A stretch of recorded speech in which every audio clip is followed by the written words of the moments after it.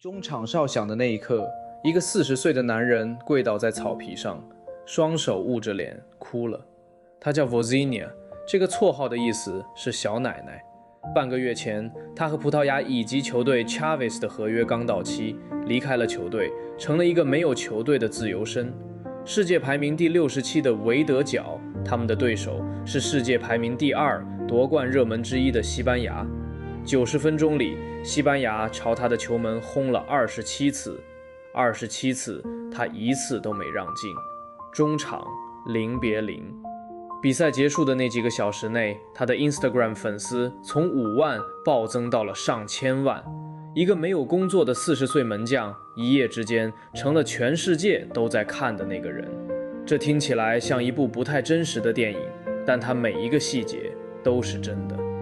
维德角，一个你可能在地图上要找很久的国家，它在非洲西边的大西洋上，由10座火山岛组成，全国人口加起来只有约53万。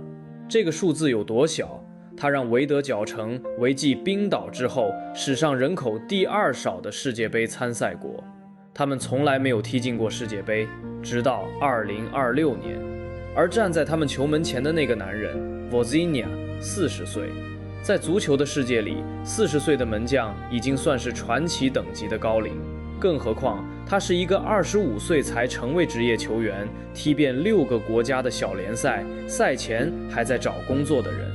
一个太小的国家，一个太晚出发的人，他们凭什么站上世界杯最大的舞台，逼平西班牙，挺进淘汰赛，现在还要去挑战 Lionel Messi 的阿根廷？这不是一个关于运气的故事，这是一个关于太晚这2个字到底算不算数的故事。先说这个绰号 Vozinha， 在维德角的克里奥尔语里意思是小奶奶。这个名字不是随便取的，因为从小把他带大的就是他的祖父母。他的本名叫 Josimar José Évora Dias。 有一个小故事，他的父母原本想替他取名叫 Valdano， 致敬阿根廷球星 Jorge Valdano， 但这个名字被维德角的官方挡了下来，不准登记。于是他被取名为 Josimar， 纪念1986年世界杯巴西队的后卫 Josimar， 一个差点以阿根廷球星为名的孩子。记住这件事，这个故事的结尾会绕回来。Vozinha 是足球场上少见的大器晚成，他的职业生涯几乎是反过来走的。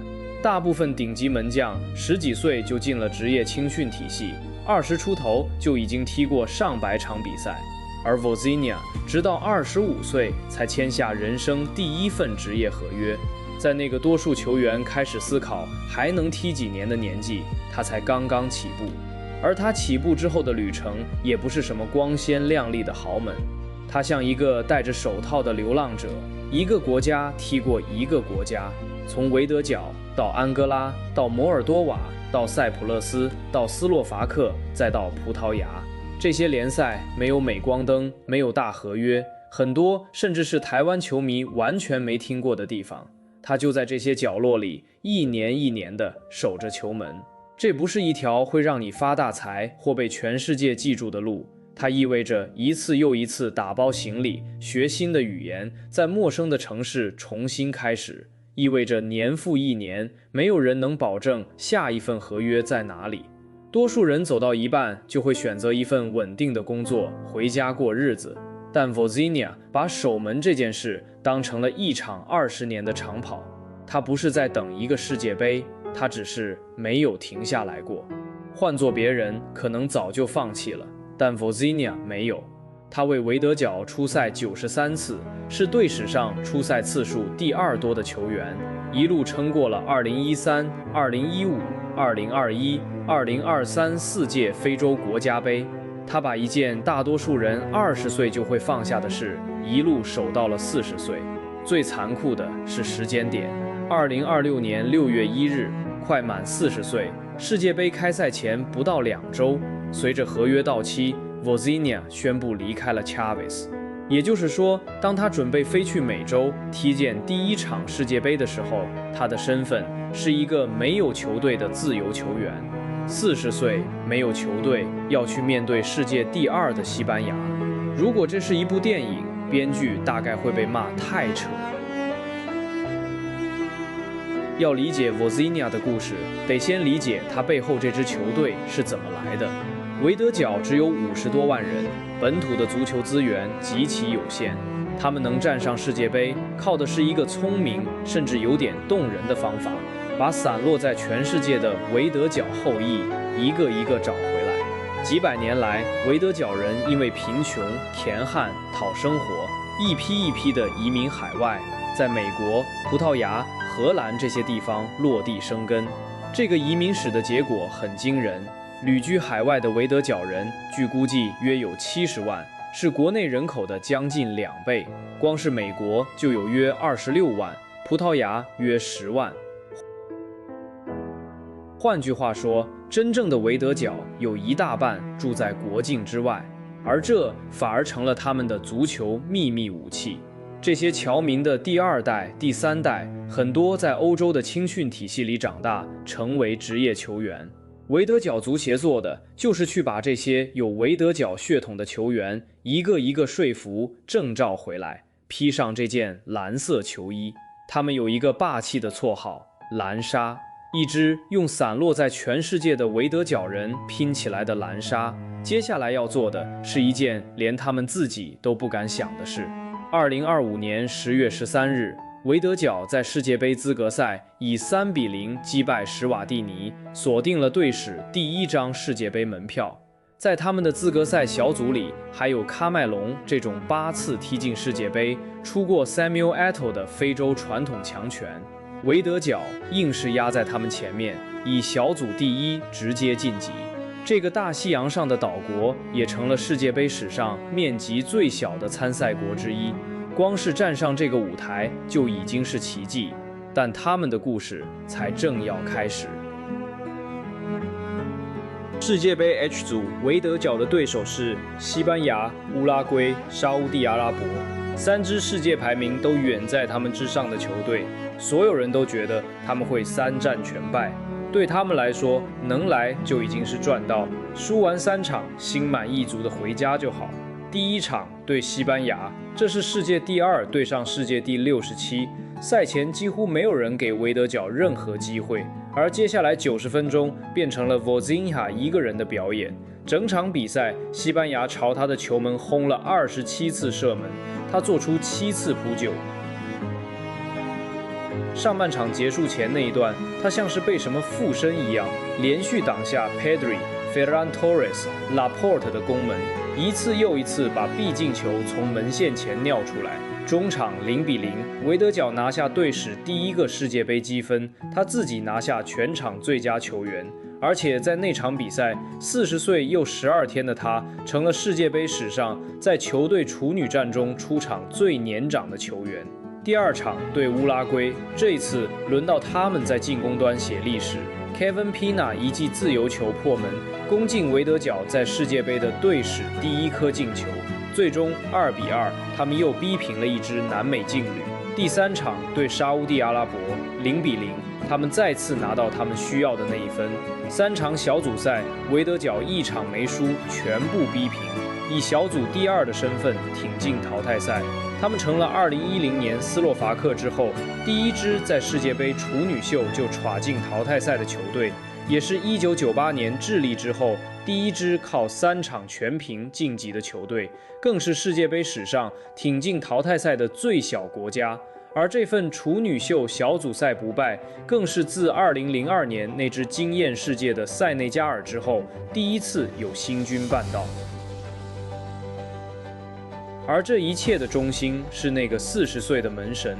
对西班牙那场之后，Wozniak爆红的速度连他自己都反应不过来。赛前他的 Instagram 大约只有5万粉丝，比赛结束后短短几个小时内就冲破了数百万，并在接下来几天里一路飙破1000万，成长了几百倍。连法国球神 Paul Pogba 都在社群上公开惊叹，这个维德角门将真的太扯了。但最让人鼻酸的是比赛结束那一刻，当队友们把他团团围住庆祝这场历史性的逼平时，Wozniak哭了。后来他说出了原因，他说他哭是因为把他带大的祖父母，就是那对让他得到小奶奶这个绰号的人，已经在几年前过世，没能看到这一天。他也哭是因为他的母亲因为签证和费用的问题，没能及时办好手续，飞到现场看他踢球。那一刻你会懂，他守的不只是一个球门，他守了20年，守的是一个没有人相信，连他自己都差点要放弃的梦。而全世界之所以瞬间爱上这个故事，也许正是因为这个。在一个转会费动辄上亿、球星16岁就被当成商品的年代，足球越来越像一门生意。然后，一个40岁没有球队，来自一个你几乎没听过的小岛的男人站出来提醒了所有人：足球最动人的从来不是钱，而是一个普通人把一件事认真守到底，会长成什么样子。故事最戏剧性的反转是这个：半个月前没有球队要他，世界杯1战之后，据报道已经有球队重新对他送出邀约，连海外的企业都排队来找他代言。那个没有球队的自由身门将，一夜之间成了全世界最抢手的故事。40岁本来应该是收拾手套准备退休的年纪，但对 Vozinha 来说，他的人生好像才刚刚开始。而童话还没有结束，维德角挺进的32强淘汰赛，对手是卫冕冠军 Lionel Messi 的阿根廷。7月3日，迈阿密，一边是上一届的世界冠军，足球版图上的巨人，另一边是50多万人的火山岛国和一个40岁没有球队的门将。这是足球最古老也最迷人的剧本 ，David 对上 Goliath。没有人会赌维德角赢，但话说回来，这一路上又有谁赌过他们？没有人觉得他们能逼平西班牙，没有人觉得他们能进淘汰赛，没有人觉得一个没人要的40岁门将能变成全世界的门神。还记得开头那个小故事吗？ Vozinha 的父母本来想替他取名 Valdano， 致敬一位阿根廷球星。命运兜了一个40年的大圈子，现在这个差点以阿根廷为名的男人要站在球门前，亲手去面对阿根廷。而对 Vozinha 自己来说，这是他做梦都想要的。他说过，能和 Lionel Messi 同场较量是任何一个球员一辈子的梦想。但他也说得很清楚，维德角从来不是来求一场平手的。我们来自一个小国，但我们知道怎么尽之。我们有一颗大心脏，我们是斗士。40岁的他要用那双挡下西班牙的手去迎接他这辈子最大的一场考验。不管7月3日的结果是什么，有些东西已经不会被夺走了。一个小到容易被忽略的国家，让全世界记住了他的名字。一个被认为太晚、太老、没人要的男人，证明了这些字从来都困不住一个还愿意相信的人。40岁失业，世界排名第67，然后呢？然后他成了全世界的门神。太晚从来不是问题，问题只是你还愿不愿意再扑下一球。我是 Pitch， 球场有好的故事就会更新，在留言区告诉我你最想听哪个球员或球队的故事，好的主题我不会错过。如果你对这种足球故事有兴趣，欢迎订阅与追踪，我们下集见。